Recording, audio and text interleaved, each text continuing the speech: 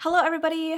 I'm doing a 2025 planner slash notebook system overview of what I'm using. Yeah, I'm just gonna get right into it. So this first one is my everyday functional planner. This sits at home with me because I am home 90% of the time. My job is at home. But essentially, this is everything related to daily life, my family, meal planning, financial stuff, and I dabble in a little bit of hobby tracking as well. Basically, I have a monthly overview, weekly tasks, trackers, and then I have like a creative section kind of towards the end, but otherwise, this is purely functional. I use this every single day. This is the first planner I open in the morning when I sit down and start my day, just because it helps me visualize what I need to be doing for the week. But yeah, functional everyday planning. This is my go-to. And then we get into this one, which is my passport traveler's notebook, which I'm hesitant to say this is my creative planner because it's not. It's very like minimal in terms of record keeping, and it essentially is just record keeping. I originally was using my passport planner as sort of a journaling diary type of deal, but I realized that I don't like journaling right now in a bound system. I don't know what it is. I just can't commit to it right now. And so I decided to use this as a record keeping of sorts. I started in January, but essentially this is just record keeping and memory keeping in its purest form. And what I mean by that is, let's say I wake up and I make coffee in the morning. That's essentially what it is. I wake up and I drink coffee and I'll write down made a latte. Or, for example, on February 5th, I stayed up reading manga and I had McDonald's breakfast and I purchased Girl Scout cookies. I don't know.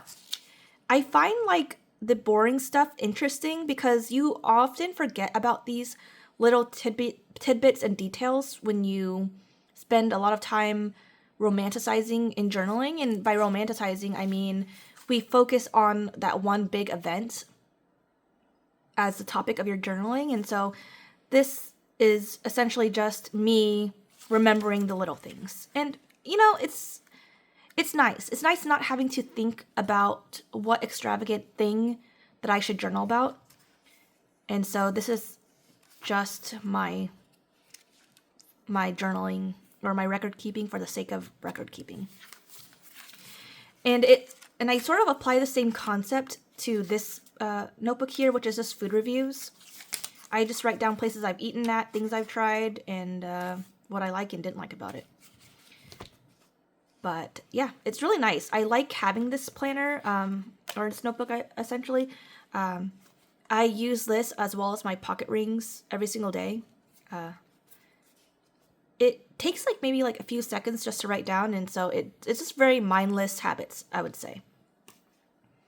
Next on my lineup is the Sterling Ink B6 Vertical Compact Common Planner, and that was a mouthful. I purchased this with the intent to memory keep, but make it decorative. So essentially what I was doing in here, but with stickers and stuff. I did try it out for a week. Not sure that I liked having a repeat or like a repetitive aspect in my ecosystem. And it just so happens that my previous work planner setup wasn't working out for me, and this seemed to fit perfectly with what I needed. And so this has become my work planner. It's very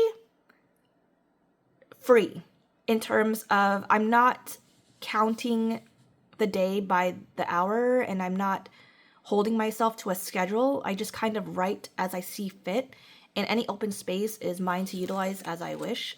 So like, for example, this one, I'm just sticking sticky notes from my one-on-one with my manager, and then I had like a meeting and I wrote down like a task list thing according to that meeting.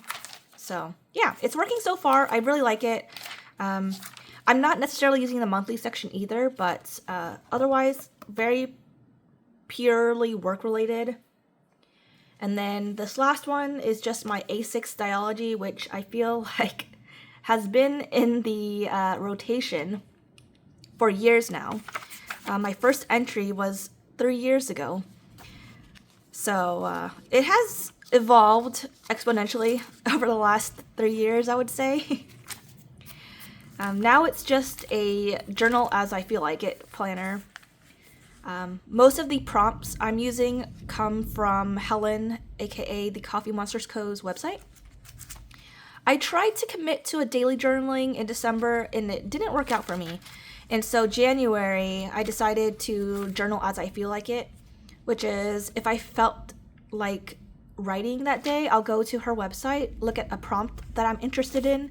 And it doesn't have to be the prompt for that day. It's just any prompt I found interesting.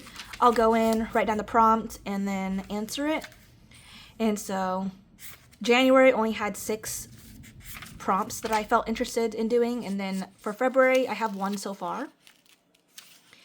But I kind of like the freeing aspect of this, which is I'm not forced to daily journal. I'm not forced to complete each day because sometimes you find yourself very busy and then suddenly you're behind and that just stresses me out even further and then I abandon things. Yeah, I definitely have commitment problems. But yeah, that's pretty much a quick overview of my section. I'm using other planners, but I don't want to go into it right now. Yeah, pretty much this is my planner setup for 2025. So far, it's working for me. I do have some miscellaneous stuff on the side that kind of has its own uses, but for the most part, this is where it's at in terms of my functional and daily planning. So yeah, let me know if you have any questions. Let me know how many planners you're using. I know 4 seems excessive, but it just kind of works for my brain. And thank you so much for watching.